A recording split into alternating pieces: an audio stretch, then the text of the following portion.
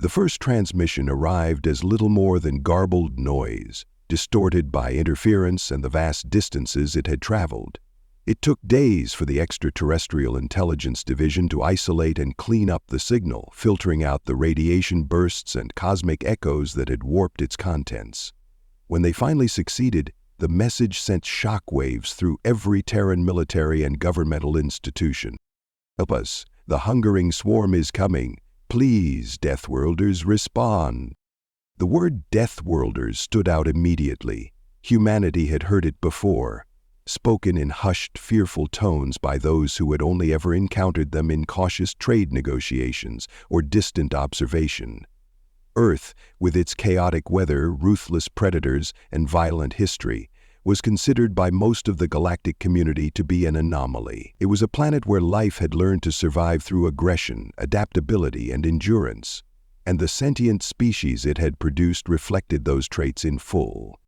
Most civilizations that had reached space had come from stable worlds, where evolution had favored caution and cooperation over conflict.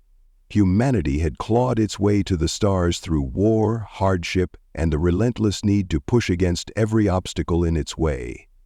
The galaxy had learned to tread carefully around them. Yet now someone, an entire civilization perhaps, was calling out to them for help.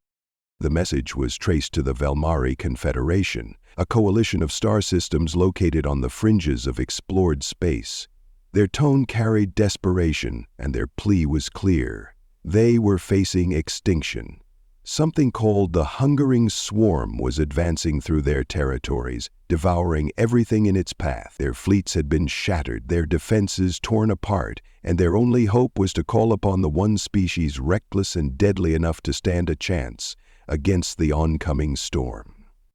For hours, encrypted transmissions bounced between Earth's orbital stations, lunar bases, and deep space outposts. The United Terran Command convened in emergency session, bringing together the highest-ranking officials, admirals, and intelligence analysts. There was hesitation. Humanity was new to the galactic scene. They had only just begun to establish footholds beyond their own system, negotiating alliances and trade agreements with wary alien powers. Was it wise to throw their forces into a war they knew nothing about? Could they afford the risk? The debate continued until the final portion of the transmission was decrypted. "If you refuse, we will be consumed, and then we will come for you, not as allies but as part of the swarm." The room fell into silence. The hungering swarm was not merely an invading force, it was something worse. A virus of flesh and metal, a consuming tide that left nothing behind but twisted echoes of what it had devoured. If the Velmari fell, the swarm would spread, and eventually it would reach human space. The choice was made. Orders were issued, fleet mobilization began, humanity would answer the call. The Terran Defense Fleet was a testament to human ingenuity, pragmatism, and sheer stubbornness. While most spacefaring civilizations relied on energy-based weaponry, shields, and sophisticated AI coordination, human war doctrine was built around kinetic force, overwhelming firepower, and resilience. Where other species designed ships to avoid damage, humanity built theirs to take a beating and keep fighting. Their warships were armored monstrosities, bristling with railguns, torpedo bays, and close-quarters autocannons. At the heart of the formation stood the TDS Retribution, a Leviathan-class dreadnought built for planetary sieges and deep space warfare. Its hull was a fortress of reinforced alloys, and its arsenal included everything from nuclear payloads to electromagnetic pulse disruptors. Alongside it, carriers, battlecruisers, and strike corvettes formed the spearhead of the response force. Admiral Elias Rourke, an officer with decades of frontline experience, stood at the command deck of the Retribution, scanning the endless streams of tactical data flowing through his holo displays. His expression was grim. He had fought in wars before, against pirates, rogue factions, and the occasional skirmish with territorial alien empires, but nothing in his experience had prepared him for what lay ahead. The reports on the hungering swarm were terrifying. They were not a single species, but an amalgamation of biological and mechanical horror, endlessly consuming and repurposing the matter they devoured. Their ships were living things, part machine, part organism, bound together by an intelligence that was alien in every sense of the word. He had seen the projections. The Velmari had once controlled over a dozen thriving systems. Now only 3 remained, and they were on the brink of collapse. The swarm's advance was relentless. Across the fleet, crews prepared for battle. Weapons were calibrated, armor reinforced, AI systems fine-tuned for maximum combat efficiency. Soldiers donned their exosuits, checking their rifles and power cells. The Deathworlders were preparing for war. As the fleet's final preparations were completed, Captain Sarah Voss of the TDS Revenant stood on her ship's bridge, watching as her vessel aligned for the jump. The Revenant was a heavy assault cruiser designed for precision strikes and rapid deployment in hostile environments. It had seen its fair share of combat. But even so, this mission felt different. Her second-in-command, Commander Malik, stepped up beside her. "Do you really think we can win this fight?" Voss exhaled, crossing her arms. "It's not about winning," she said. "It's about making sure we don't end up like the Velmari. If the swarm reaches Earth, there won't be a war. There will only be an ending." Malik nodded. "Then we better make sure we hit them hard enough to break them." The final countdown began. The fleet's engines roared to life, bending the fabric of space-time as they engaged their FTL drives. The Deathworlders were coming.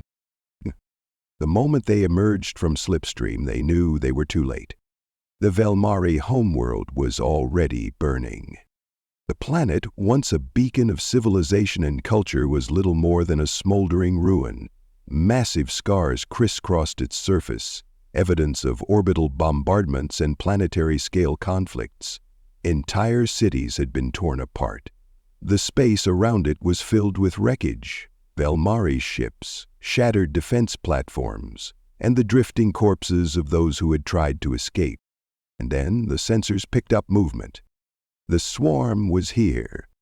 They came from the darkness of the system's asteroid belt, emerging like shadows unfurling in the void. Their ships were unlike anything in human records, vast, insectoid constructs with chitinous plating and biomechanical tendrils that twitched and shifted with unnatural precision.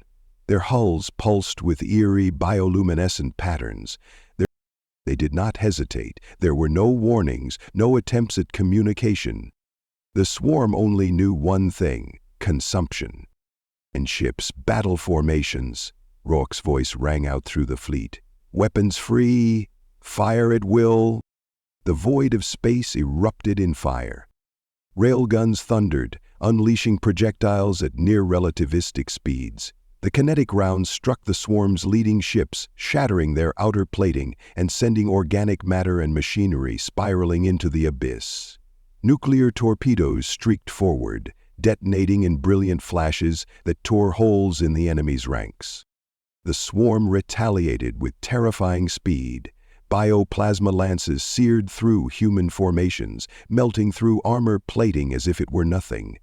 Swarm vessels closed the distance with unnatural agility, their organic tendrils latching onto human ships, tearing through hulls and sending boarding parties of grotesque, insectoid creatures into the corridors of the Revenant and its sister ships.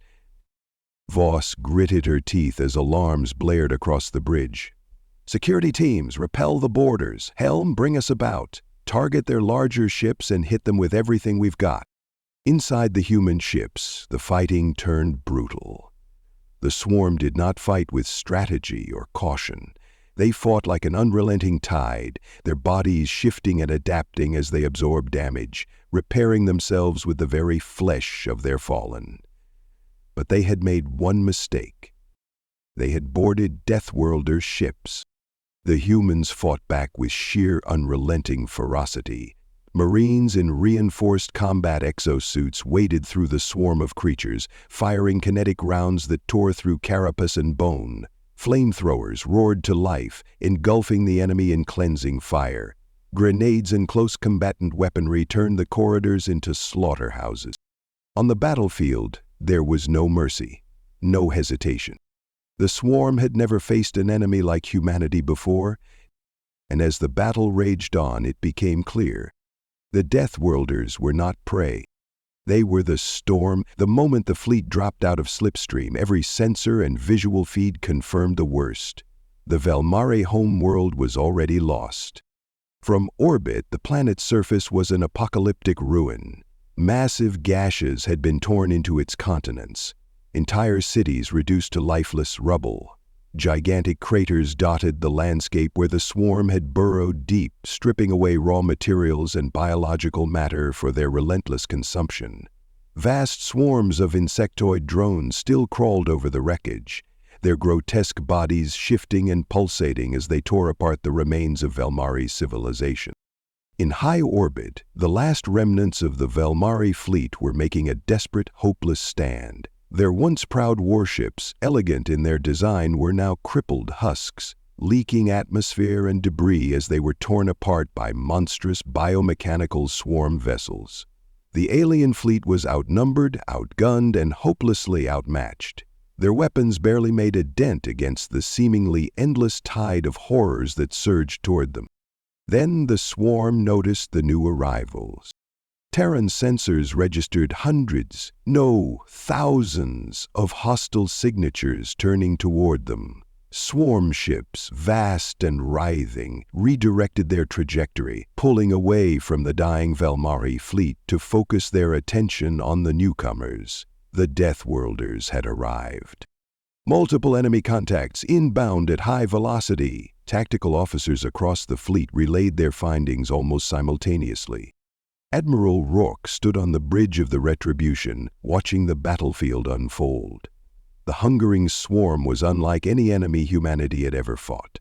The way they moved defied standard tactics. There was no clear formation, no rigid military structure. Instead, they surged forward like an ocean wave, rolling toward the Terran fleet with a terrifying organic fluidity. All ships, battle formations, weapons free, fire at will.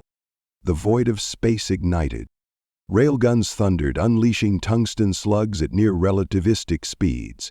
The sheer kinetic force of impact shattered the exoskeletal hulls of the smaller swarm vessels, sending jagged fragments spiraling into the blackness. Nuclear warheads streaked across the void, detonating in radiant flashes that tore apart entire clusters of enemy formations. The swarm retaliated with nightmarish efficiency. Bioplasma beams lanced through the darkness, striking Terran ships and melting through armor plating with horrifying ease. Corrosive projectiles impacted against hulls, spreading a writhing, flesh-like substance that burrowed into metal and consumed it like a living virus. One of the smaller corvettes, the Vanguard, was immediately overwhelmed, its defensive turrets going silent as swarm boarding pods latched onto its hull and burrowed inside. Within moments, its crew's screams filled the emergency comms before cutting off abruptly. The direct hit on the Vanguard, we've lost all contact. Incoming swarm clusters, vectoring toward the Revenant and Defiant. They're attempting to board. On the Revenant, Captain Sarah Voss barely had time to react before the ship shuddered violently under the impact of enemy boarding pods. Deep, echoing thuds reverberated through the hull as biomechanical tendrils drilled through armor plating and breached the corridors. Red emergency lights bathed the bridge in an ominous glow as alarms blared. "Security teams, repel the boarders," she barked into the comms, gripping the edges of her command console as the ship rocked under more impacts. Down in the lower decks, chaos erupted. The swarm's boarding creatures poured into the ship, nightmarish monstrosities of flesh and machine, their elongated limbs ending in serrated claws. Their eyeless faces split open into grotesque maws lined with writhing tendrils as they let out inhuman shrieks. Terran Marines met them head-on. Their rifles barked with bursts of hypervelocity rounds, shredding through the swarm's front lines in a spray of black ichor and chitin. Flamethrowers erupted, bathing the corridors in fire as soldiers cleared entire sections of the ship in gouts of purging heat. But the swarm adapted. bodies shifting, mutating on the spot as they developed hardened armor against the incoming bullets. A Marine screamed as one of the creatures pounced, its claws tearing through his armor like paper. Blood splattered across the corridor walls before another soldier stepped forward, jamming a combat shotgun under the swarm beast's jaw and pulling the trigger. The creature's head exploded in a sickening burst of flesh and metal, but more of them were still coming.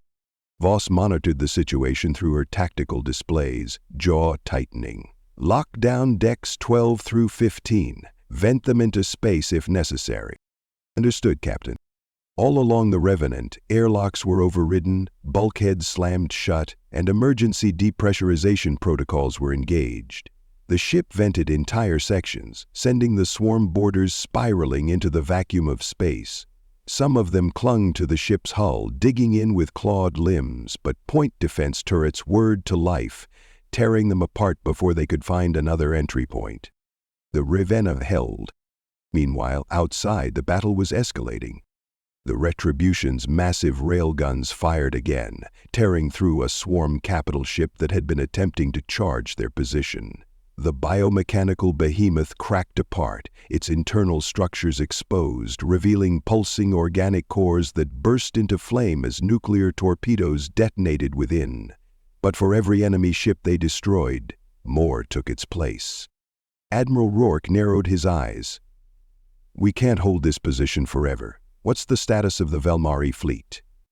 "Mostly crippled, sir, but a handful of ships are still operational. They're transmitting an encrypted signal, requesting coordinates for evacuation." Rourke clenched his jaw. There was no saving the Velmari homeworld. The only thing they could do now was extract the survivors and get the hell out before they were overwhelmed. "Transmit coordinates. Cover their retreat. All ships, focus fire on any swarm vessels pursuing the Velmari ships." The remaining Velmari warships, battered and barely functional, altered their course, following the Terran fleet's designated path. As they moved, human warships adjusted their formations, forming a defensive barrier, cutting down swarm pursuers before they could close in. But the swarm was relentless. A massive entity, larger than any ship in the Terran fleet, began moving toward them from the far side of the system. It wasn't just a ship, it was something else, something ancient, something horrifying. A living construct, its massive form bristling with jagged limbs and glowing orifices that pulsed with a sickly light. Its sheer size dwarfed the Retribution, making even the mighty Terran dreadnought look insignificant in comparison. "New contact detected." The tactical officer's voice was tense. "It's God. God, it's enormous." Rourke's eyes widened as he took in the readings. The thing was sending out massive energy spikes, its core burning like a living sun, and it was moving straight for them. The Velmari had called it the Maw, and now it noticed them. A deep, reverberating pulse echoed through every ship's communications systems, a sound that bypassed technology and resonated directly in their skulls. It was not a message. It was not language. It was hunger. "All ships, evasive maneuvers!" Rourke bellowed. "Fire everything we've got." The fleet unleashed hell. Every railgun, missile bay, and cannon turned on the Maw, hammering it with relentless firepower. Explosions rippled across its grotesque form, tearing through its outer shell. But it barely reacted. Its wounds pulsed, reknitting, reshaping, adapting. And then it struck back. A wave of energy rippled outward, slamming into the Terran fleet like an invisible tsunami. Ships were tossed like toys, shields flickering and failing under the onslaught. The Revenant spiraled, alarms blaring as its engines flickered. The Retribution groaned under the force of the impact, armor plating peeling away as entire decks buckled. And then the Maw opened. A gaping maw of swirling darkness, a vortex of consuming energy, and it was pulling them in. "Emergency jump," Rourke roared. "Get us the hell out of here." Across the fleet, FTL drives roared to life. Coordinates were locked in, calculations rushed. One by one, ships disappeared into slipstream, vanishing into the void just as the maw's abyssal hunger reached for them. And then, silence. When the Terran fleet re-emerged in deep space, far beyond the reach of the swarm, the crew let out a collective breath they hadn't realized they were holding. They had survived, but only barely, and the war was far from over. The silence after the emergency jump was suffocating. Across every ship in the fleet, from the towering Retribution to the smallest surviving corvette, crews sat frozen at their stations, waiting for the next impact, the next violent tremor that would signal the swarm had followed them. But there was nothing. The stars outside their viewports were unfamiliar, uncharted space, far from any known system. The emergency jump coordinates had been calculated in a rush, a desperate attempt to escape the gravitational pull of the maw. Now they drifted, scattered and wounded, alone in the dark. On the bridge of the Retribution, Admiral Elias Rourke took a slow, steady breath, pushing down the adrenaline still coursing through his veins. He turned to the nearest officer. "Status report. FTL drives cooling down, Admiral. We pushed them to the limit. It'll be at least 6 hours before we can attempt another jump." Damage. Severe across the fleet. Multiple ships reporting hull breaches, weapon malfunctions, and critical system failures. The Revenant and Defiant took heavy damage during the battle, and we lost the Vanguard. Some of the Velmari ships didn't make the jump. Rourke clenched his jaw. He had seen battle losses before, but this wasn't a war between nations or factions. This was survival against an enemy that didn't negotiate, didn't retreat, didn't stop. Every loss wasn't just a casualty. It was another step toward extinction. He turned toward the communications officer. "Get me Captain Voss on the Revenant. I need a full assessment of our combat capability." Moments later, Voss's face flickered onto the display, a thin cut running down her cheek, dried blood smeared across the collar of her uniform. Her expression was grim. "We're in bad shape, Admiral. We vented most of the swarm boarders into space, but they did serious damage before we could clear them out. Half our railguns are offline, and we burned through most of our missile reserves. Hull integrity is at 60%. And we've got wounded in every section. Can you fight?" Voss's lips pressed into a thin line. "If we have to." Rourke nodded. "We might not have a choice." He turned to another officer. "Any signs of pursuit? Did the swarm follow us?" "Negative, sir. Scans show no anomalies, no gravitational distortions. If they have FTL tracking capabilities, we're not seeing any sign of it." That was the first good news they had received in hours. Still, Rourke didn't trust it. The swarm wasn't just another enemy. It was a force of nature, an extinction-level threat that had already consumed entire civilizations. If they hadn't pursued, it wasn't because they couldn't. It was because they didn't need to. The hungering swarm never stopped. It only grew. Across the fleet, repair crews worked tirelessly, welding breaches, restoring systems, and treating the wounded. Med bays were overwhelmed with soldiers torn apart by swarm claws and tendrils. Engineers struggled to clear out lingering traces of swarm biomatter that had fused itself into ship corridors, writhing like an infection even after being severed from its source. On the Revenant, Lieutenant Malik oversaw a team burning away one such infestation with plasma torches. The blackened, sinewy material shrieked as it curled in on itself, releasing acrid smoke. "This stuff is alive," one of the engineers muttered, disgusted. "Even after we cut it off, it's still trying to spread." Malik exhaled sharply. "Then burn every last trace of it. We're not bringing any souvenirs back to Earth." The thought lingered in his mind long after they finished their work. The swarm didn't just destroy. It infected. It spread. It turned the fallen into more of itself. That was what made it so terrifying. It was a war where every loss became an addition to the enemy's ranks. Hours passed. The fleet drifted, licking its wounds, while the surviving Velmari ships huddled within the protective formation of their human allies. The once proud alien vessels were barely holding together, their crews exhausted, broken, but still alive. A transmission request came through from the Velmari flagship, its captain, a gaunt and weary-looking being named Keotun, appearing on the main view screen. His species had always been known for their elegance, tall, slender beings with pale silver skin and luminous eyes. But now his features were gaunt, haunted, the kind of exhaustion that didn't come from a single battle, but from the slow, grinding death of an entire civilization. "Deathworlders," Keotun said, his voice carrying the faint echo of an old dialect. "You saved what little remains of my people. There are no words in our language that can express the depth of our gratitude." Rourke nodded. "We didn't do it for gratitude. We did it because the alternative was letting the swarm grow stronger."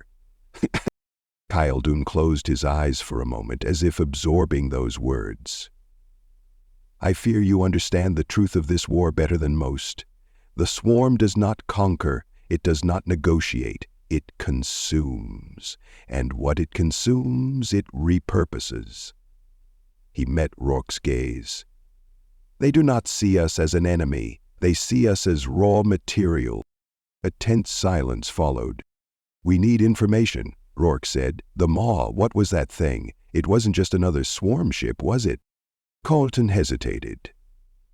"No, it is the core of their advance, a nexus of their consciousness. Every time the swarm takes another world, every time they devour another species, the Maw absorbs their knowledge, their memories, their strategies.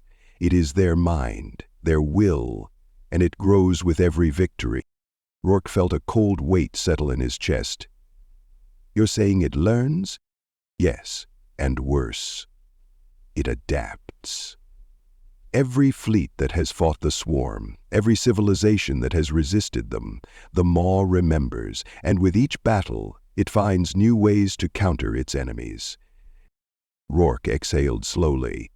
If that was true, then fighting the swarm wasn't just a war, it was a race against time. The longer they fought, the stronger the enemy became. Keotun continued, "There is something else you must know. The swarm is not mindless. It is not some natural disaster spreading without direction. It has a purpose." Rourke frowned. "And what purpose is that?" Keotun's expression darkened. "To reach the core." A murmur spread across the Terran bridge. The core, the theoretical center of the galaxy, a place untouched by any known civilization, shrouded in cosmic storms and gravitational anomalies. No one had ever reached it. "The core, eh?" Voss asked, her voice sharp.